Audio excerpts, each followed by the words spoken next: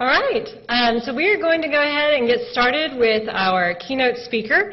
And Jenny Koltnow is the Director of Communications and Community Relations from AutoZone. And I'm not going to read her bio, but again, it is in your bag. But what I did want to share with you is that the reason I asked her to serve as the keynote speaker today is that she really exemplifies everything that we are really trying to promote with this conference. We're looking at the importance of collaboration really across the pipeline as we try to improve the number of students that are pursuing STEM education at the post-secondary level. So we really want to make sure that we are all working together in a collaborative fashion, and I think you're going to very much enjoy hearing from Jenny this morning. Every time I hear her speak, she's so enthusiastic and her energy is just infectious, so I think that you will definitely enjoy this presentation this morning, so let's give Jenny a big round of applause.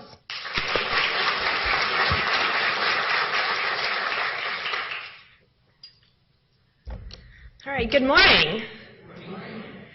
It is an honor to be here. And Dr. Ivy, I am humbled that you've invited me to be at the beginning of the day when people are still alert and paying attention. I've had the honor of working with Dr. Ivy and Stephanie Gratham and their team for the last 18 months. And I have to say, it really is one of the most rewarding and exciting partnerships that we have embarked upon since I joined AutoZone a little over 3 years ago. I've also had an opportunity to work with a number of the engineering students. And what's really impressed me is not just their talents, but it's their eagerness, their interest, their curiosity, and their commitment to giving back and getting involved in the community. It's also great to be back at the University of Memphis campus. I actually started my 17-year journey in Memphis here in the fall of 1999. Armed with a master's in education from Vanderbilt, I actually was the student activities coordinator here. And while my career has taken some twists and turns over the last 17 years, I still have a huge heart for education and student development. So I really feel like I'm at home and really in a room, or really a building, after all, of peers. And on top of that, we're in the zone. I mean, it's really exciting. I thought I'd just take a moment to tell you a little bit about AutoZone, because I'm sure that every single one of you that's here actually goes to AutoZone each time your car isn't cooperating or you need a new set of wiper blades. But we're much more than just a parts and products retailer. AutoZone actually started and opened its first store in Forest City, Arkansas in 1979. We've called Memphis our hometown ever since. And today, we have operations in the U.S., all 50 states, Mexico, Puerto Rico, Brazil. We have expanded our business to include an online retailer, AutoAnything, diagnostic and repair services operation called AllData, and a foreign car parts importer called IMC. We have more than 80,000 AutoZoners across the world, and we service millions of customers every day, and I hope that every single one of you is among them. But on top of that, you know, as the car industry has evolved over the last 37 years, it's become far more complex. There's so many more demands. We need engineers, we need scientists, we need analysts, we need all of your students. And so it's not just tinkering under the hood. It's not knowing when you need to replace your spark plugs. We need all the same talent and interest and curiosity that your students and the students that you inspire possess. And so it really is an honor and also a privilege for me to speak not only on my experience, but also on behalf of AutoZone, which is, as like so many other organizations, in need of talented STEM students and advocates every single day. And I do want to make a footnote that it's not just about our industry, and it's not just the success of the automotive industry. It's also a matter of consumer protection, and it's also about privacy.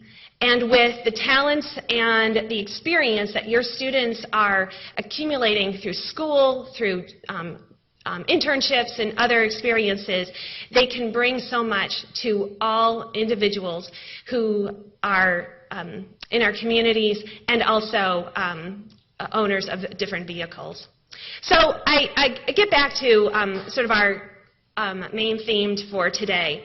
And one thing I wanted to mention is that at AutoZone, we have extremely strong culture.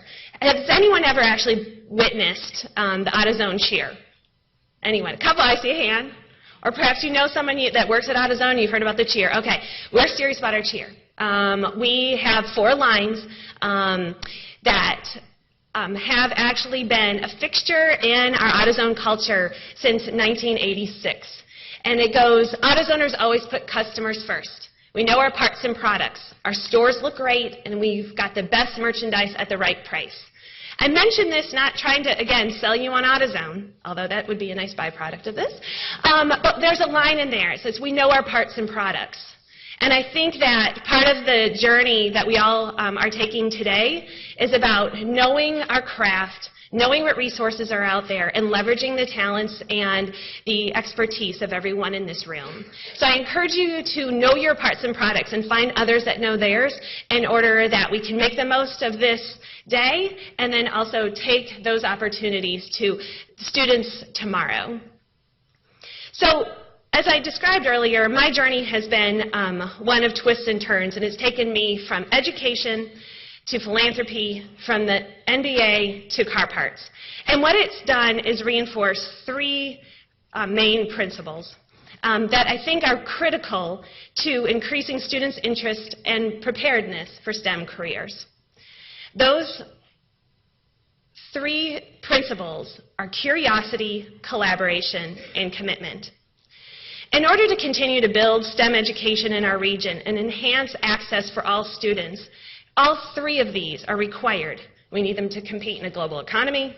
We need them to prepare for what lies ahead. We need to continue to build understanding. So I have to ask, how many of you still have to spell out STEM? Right? People are like, STEM, what? Science, technology, engineering, math. Okay, and even though we've been using this term for, I don't know, a decade and a half or more, it's important that we're continuing to drive that understanding in the public discourse and among our future leaders. So, curiosity. Let's begin with that. So I have 2 children, 2 boys that are ages 7 and 10. And yes, we did go through the Curious George phase.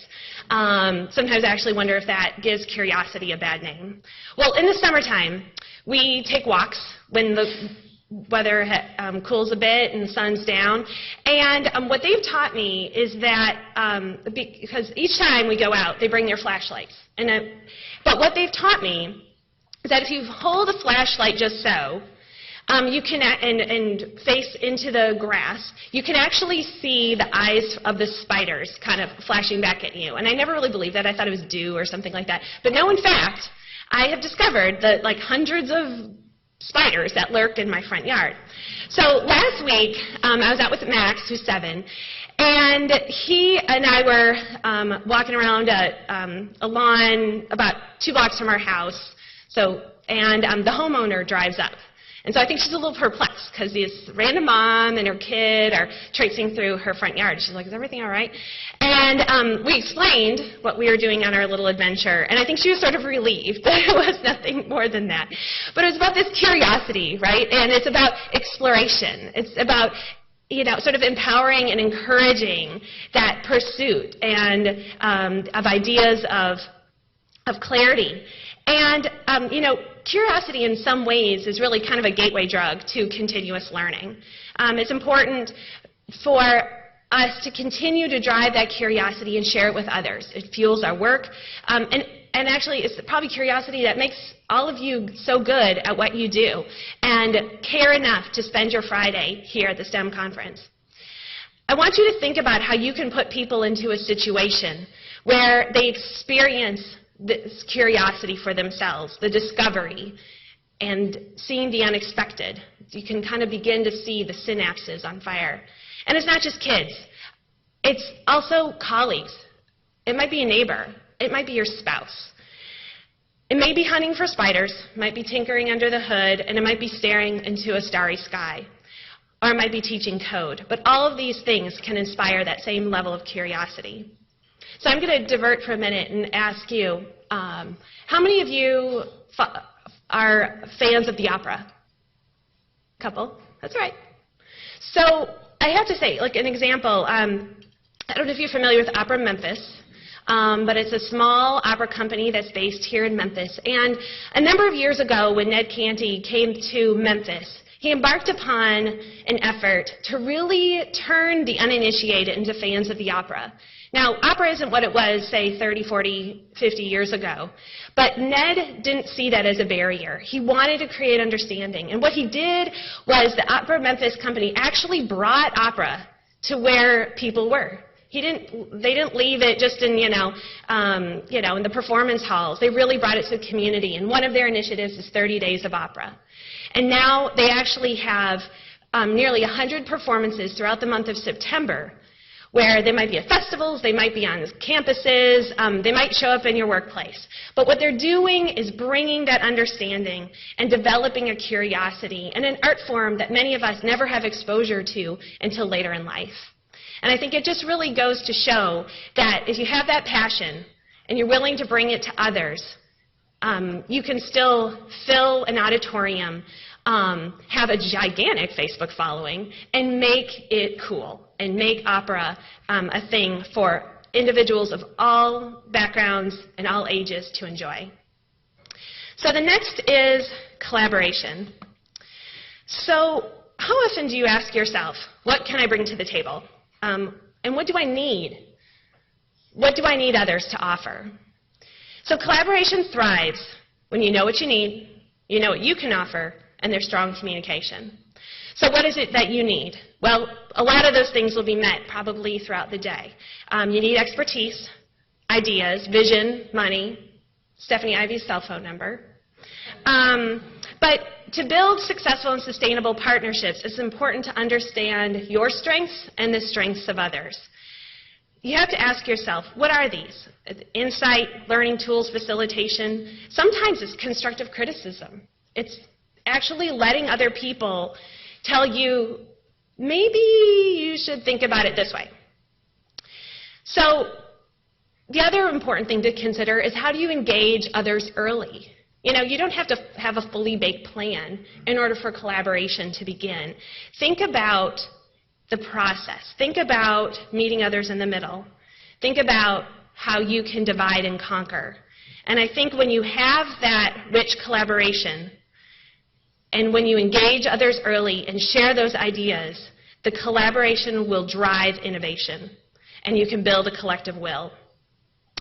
In my previous experience, I led the Memphis Grizzlies Charitable Foundation. I was with the Grizzlies for 12 seasons.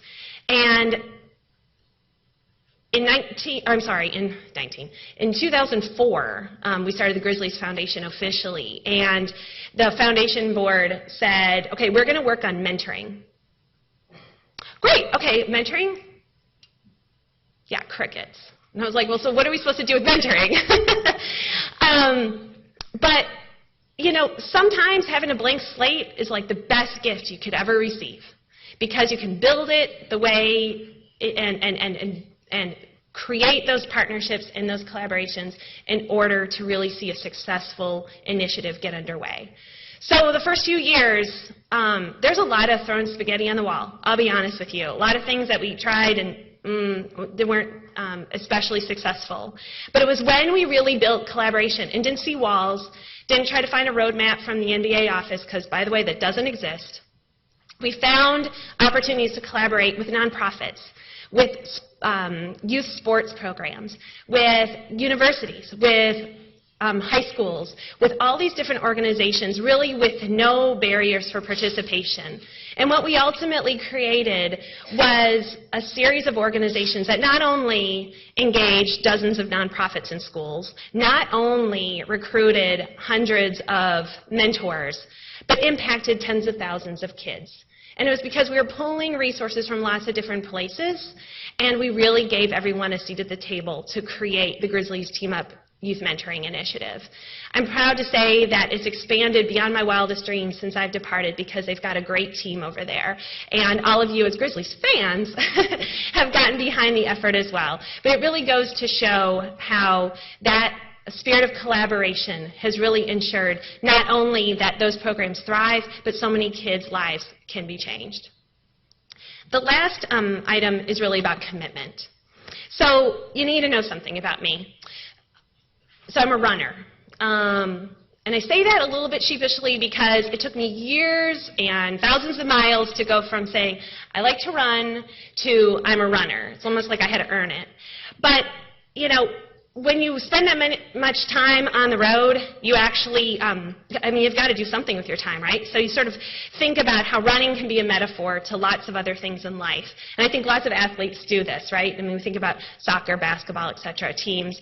But, you know, what I have to say is that, like running, you know, successful programs really require endurance, and they require commitment. It's a stick-to-itiveness. It's a, you know, let's hang in there, and encouraging people along the way. Your work and what you're doing is a long-term investment.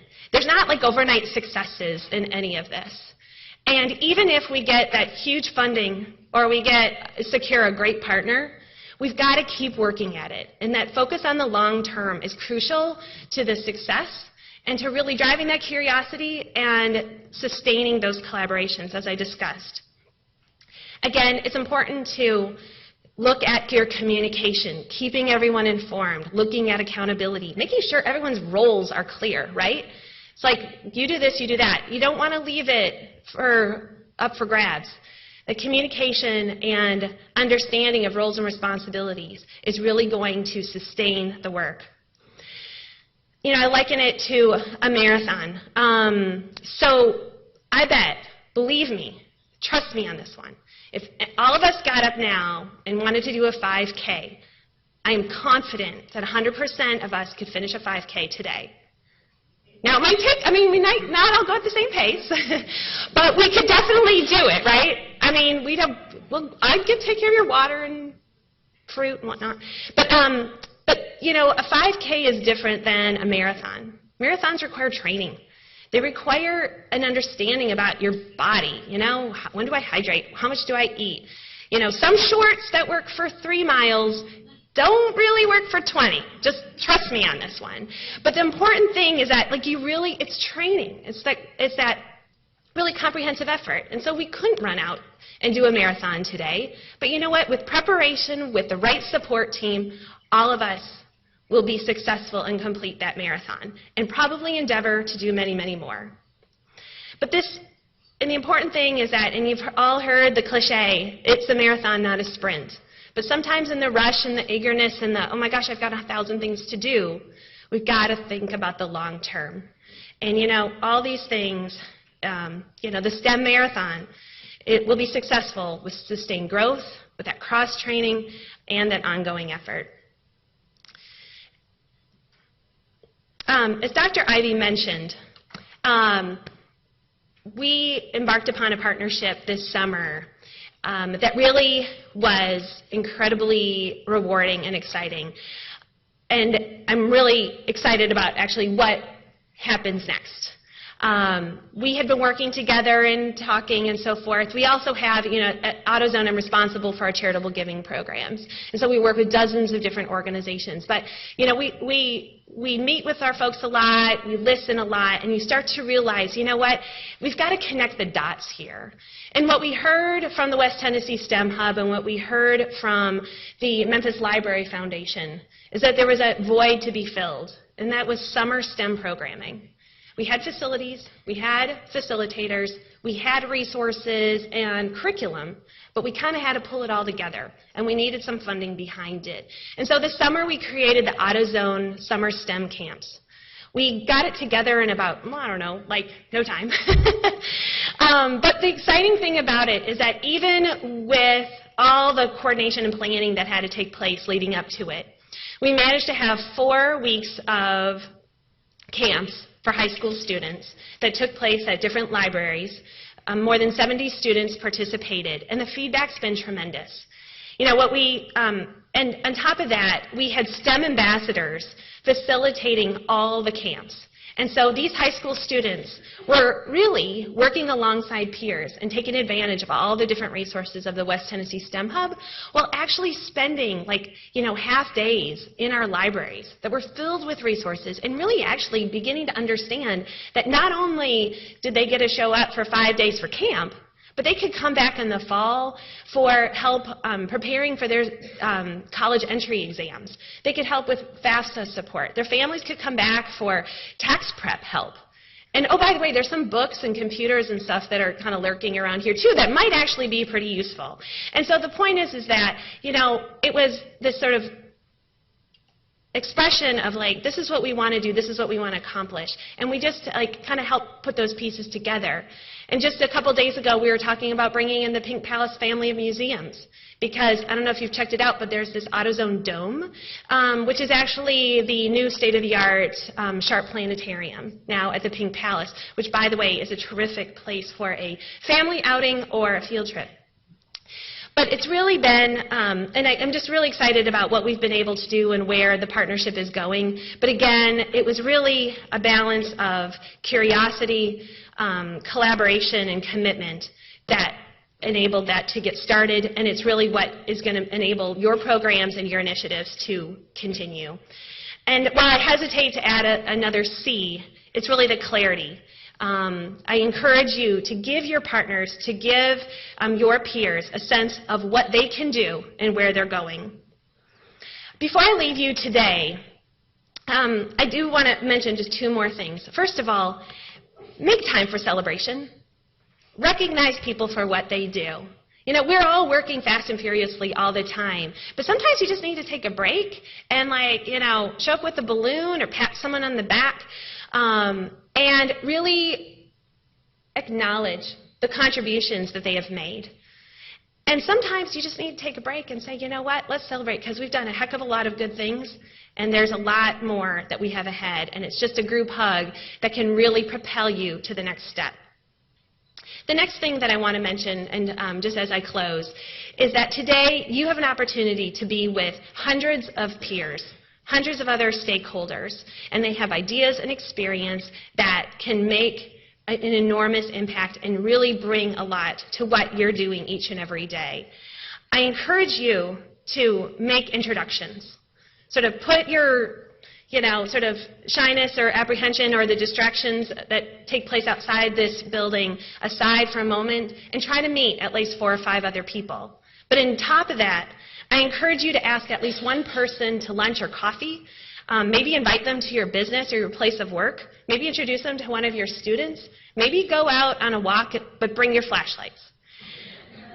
Ask them questions and encourage them to do the same. You don't really know what lies behind that name badge. So like I said, this is a long-term investment. Today's just one day, but this is your set of peers. This is your resource and your support team. And I encourage you to take advantage of the talent in this room, the talent in our community, in order that we continue to strengthen STEM education and create more and more opportunities for kids and for families throughout our region. On behalf of many parents, businesses, community leaders, and others who are really invested in your work and your dreams, I say thank you. Okay, thank you.